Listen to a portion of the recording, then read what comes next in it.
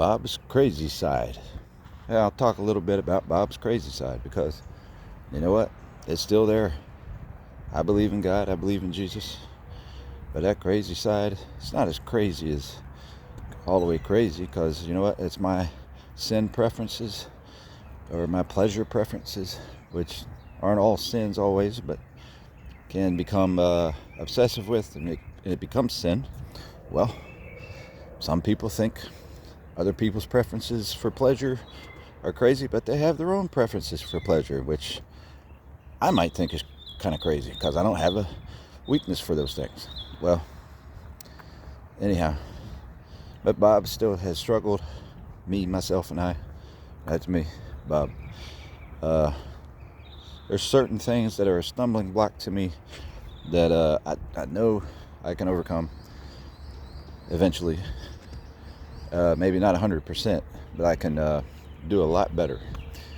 And it won't take my time away from walking in the Spirit and being in tune with God and then having shame and embarrassment and all those kind of things. Right? And then some people say, you've ruined your reputation for God. Well, did I ruin God's reputation?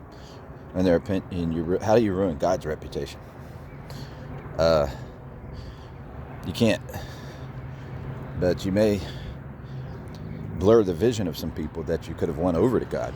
So I've done that. But, you know, eventually if I beat some of these issues I have, maybe I can go full circle and just pay a quick visit or a distant message to people I've been around and maybe can unblur their vision again. Right? Or actually, they have a choice to unblur their own vision prior to that and set their eyes on God and not people. You can't worship people. But there's a lot of lies in this world. Here's my excuses. There's a lot of lies in this world, and I don't live by them. I've been lied to by religion. I've been lied to by, I'm not allowed to say this one, probably they might feel a little funny about it, by family. Most of them not on purpose, but they're deluded by religion. They're deluded by economics. A lot of people think economics are religion. I'd say from my church background, the kind of religion they believe in a lot is economics and feminism, somewhat. And they don't know it. But it's not, and so their religious views are twisted a little bit by those things, and not in theory.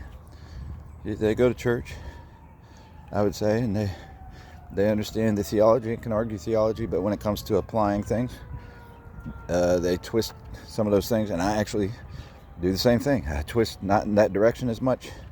I've been affected by it, paranoid about those twists, and which caused me to be overly compassionate to people. Which, can you be overly compassionate to people?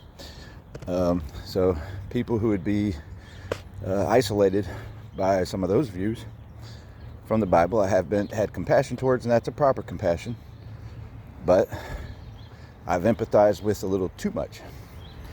But I've understood a lot of lies that a lot of people in society that do sabotage sectors of society, and I've sympathized with people and in a lot of dangerous places. So it's I don't know. There's a lot of places I've gone wrong in doing that, and I think there's a lot of things I've still done right in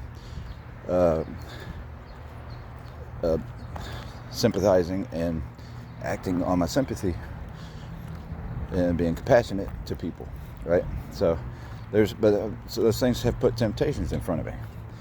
Not just temptations, but isolations. So I'm isolated, still isolated from. There's really a divide in society, but I'm isolated from both divides in society.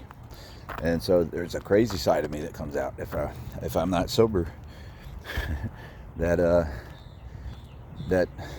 caters to some fantasy land because of the depression of being alone because of those things.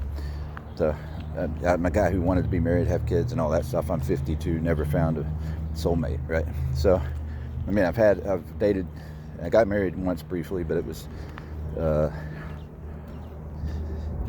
was rushed into, and it wasn't from a spiritual connection. It was just a relationship that got rushed into. We'll put it like that. It was an okay relationship. It could have worked out, but maybe if I stuck it out. But it was kind of too little dangerous. I'll say we both had an effect of causing each other to mismanage our lives. I'll put it like that. But anyhow, we weren't soulmates. When I say soulmates, and I'm talking about people who believe in Christ. I believed in Christ. I think I don't want to talk about this person, but I think they found Christ through going at a funeral we went to together. But as far as having the same gifts or similar being supportive of each other's spirituality, that didn't exist. And when I say soulmate, I don't mean to bring that person into the story, but when I say soulmate, two people that agree spiritually. Generally, you can't agree on 100% of things, but generally you're supportive of each other's spirituality and belief of Christ. And obviously we all think our faith is weak in different areas, so you have to debate those things, and sometimes, and not too much, but sometimes. Anyhow, Crazy Bob. A little bit about Crazy Bob without going over the top. There's no point in mocking myself, scorning myself. There's plenty of people that want to do that, and I try to avoid that because I really don't have time for it. I understand that what it is scorn and mockery and baloney, and most of the things I've done are by my scorners and mockers were people that helped contribute to my isolation and harassing me to a point where I did become crazy, where I allowed it to make me vulnerable and let me become crazy or whatever. So on that crazy side, on a sane note, I think I do practice sanity more than average, actually, more than above average. And then that isolates me too. I feel like everybody's a deadhead. Nobody cares about anything. Who cares? An example is I found a dead body the other day. I couldn't get it. No, I didn't have a phone at the time. Couldn't get anybody to call 911 for me. And that kind of just paints the picture of how I feel most of the time.